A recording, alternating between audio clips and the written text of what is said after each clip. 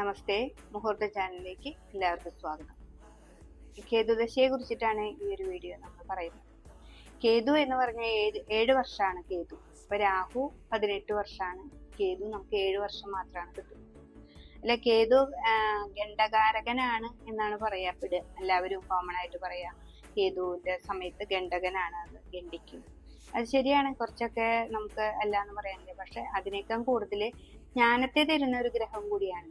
അപ്പോൾ നമുക്ക് ഏറ്റവും കൂടുതൽ അറിവുകൾ പകർന്നു തരുന്ന ഒരു ഗ്രഹം കൂടിയാണ് രാഹു അല്ല കേതു. നമ്മളിപ്പോ എന്തെങ്കിലും ഒന്ന് പഠിക്കാനിരിക്കുകയാണെങ്കിൽ കൂടുതൽ ആഴത്തേക്ക് ഇറങ്ങി അത് പഠിക്കാനായിട്ട് നമുക്ക് സാധിക്കുന്ന ഒരു ഗ്രഹമാണ് കേതു.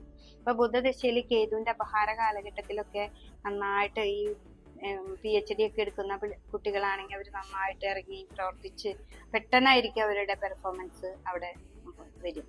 PhD എന്നല്ല, ഏത് പഠിക്കാനായാലും പഠിക്കല്, അതേപോലെ എന്ത് പ്രവൃത്തി മേഖലയിലായാലും അത് എന്തിലേക്കാണോ നമ്മൾ പോകുന്നത് പെട്ടെന്നൊരു ഒരു ജ്ഞാനം കൂടുതൽ തരും നമുക്ക്. ആ ഗ്രഹം കൂടിയിട്ടാണ് കേതു. പക്ഷെ ഗണ്ഡകനാണ് ആള്. നമുക്ക് പോകുന്ന വഴി നമ്മളെ തട്ടിടും, വീഴ്ത്തലുണ്ടാവും, ബോൺസിനൊക്കെ പൊട്ടലുകൾ ഉണ്ടാക്കും, അങ്ങനെ ഇരുത്തും. നമ്മൾ ആ ഇരുത്തുന്ന സമയത്തും നമുക്കിടെ അറിവുകൾ നമ്മൾ തേടിക്കൊണ്ടേയിരിക്കണം. നമ്മളിപ്പോ 2 മാസം കിടന്നു, റെസ്റ്റ് ചെയ്തു, വേദന സംഹാരി ഗുളിക വെച്ചു, ബാക്കി ഇരുന്ന് നമ്മൾ കിടന്ന് വിഷമിക്കാതെ ആ സമയം കൊണ്ട് നമുക്ക് വേറെ എന്താണ് ചെയ്യാൻ പറ്റുക എന്നുള്ളത് ഒരു അറിവ് ഉണ്ടാക്കി തരും. അതിലൂടെ ചിലർ നല്ല രീതിയിലേക്ക് എത്തിയവരുണ്ട്. പഠനം, വായന, നമുക്ക് ഇരുന്ന ഇരിപ്പിൽ എന്തൊക്കെ ചെയ്യാൻ പറ്റും എന്നൊക്കെ ചിന്തിച്ച് ഈ റെസ്റ്റ് കഴിയുമ്പോഴേക്കും അവർ ഏറ്റവും നല്ല ഭാവത്തിലേക്ക് മാറാൻ പറ്റുന്ന ഒരു ഗ്രഹം കൂടിയാണ് കേതു. പക്ഷെ പൊതുവെ നമ്മളതിനെ ഗണ്ഡകനായിട്ടാണ് നമ്മൾ പറയാ. അപ്പൊ ആ ഗണ്ഡകനാണ് ഇല്ല എന്നല്ല, പക്ഷെ എന്നാലും അതിന്റെ ഏറ്റവും നല്ലൊരു വശമാണിത്, നമുക്ക് അറിവിനെ തരുന്നത്.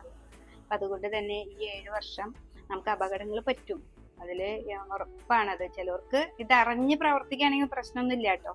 ഇതൊക്കെ ഇങ്ങനെയാണ്. കേതു മേടത്തിലൊക്കെയാണെന്ന് വെച്ചാൽ എപ്പോഴും തലവേദന, എന്തെങ്കിലും വരുമ്പോഴേക്ക് തലേമ തട്ടുക, പൊട്ടുക, അങ്ങനെയൊക്കെ വരും. അപ്പൊ അങ്ങനെയൊക്കെ റെസ്റ്റ് എടുക്കുന്ന ഒരു കാലഘട്ടമാണെങ്കിൽ നിങ്ങൾ നിങ്ങളുടെ അറിവിനെ വേറെ ഏത് മേഖലയിലേക്കാണ് നമുക്ക് ഇരുന്നു കൊണ്ട് ചെയ്യാം എന്ന് നമ്മൾ ചിന്തിച്ച് നമുക്ക് കാര്യങ്ങൾ നടത്തുകയാണ്. ഈ 7 വർഷവും നമുക്ക് നല്ല അനുഭവങ്ങൾ നമുക്ക് വരാനായിട്ട് പറ്റും. അപ്പൊ കേതുവിന് എപ്പോഴും ചൊവ്വയുടെ ഫലമാണ് തരിക. ചൊവ്വ എങ്ങനെയാണോ നമുക്ക് ചെയ്തു തരിക, അപ്പൊ അതുപോലെ തന്നെ നമ്മൾ എപ്പോഴും ധാർമ്മികമായിട്ട് പ്രവർത്തിക്കുക. ഈ അറിവിനെ നമ്മൾ കൂടുതൽ സംഭരിച്ചു വെക്കുക. എന്നിട്ട് നമ്മൾ ദേവീക്ഷേത്രവുമായി നന്നായിട്ട് ഇന്നും ദേവിയെ നന്നായിട്ട് ആരാധിക്കുക. ദേവിയുടെ സഹസ്രനാമങ്ങൾ നന്നായിട്ട് ജപിക്കുക. ജയദുർഗാ മന്ത്രം കൊണ്ട്, ഈ ഗണ്ഡകനാണല്ലോ, അപ്പൊ ജയിച്ചു വരിക. നമ്മള് എത്ര പ്രതിസന്ധിയിൽ പെട്ടാലും ഞാൻ ജയിച്ചു വരും എന്നുള്ളത് തന്നെയാണ് ജയദുർഗാ മന്ത്രം. അപ്പൊ ആ ജയദുർഗാ മന്ത്രം നന്നായിട്ട് ഏറ്റവും അടുത്തുള്ള ദേവീക്ഷേത്രത്തില്, ദുർഗാദേവി ക്ഷേത്രത്തിൽ പോയി നമ്മുടെ പേരിലൊക്കെ അർച്ചന ചെയ്യാം. അതൊക്കെ ചെയ്താല് ഏറ്റവും നല്ലൊരു ഫലം കിട്ടും.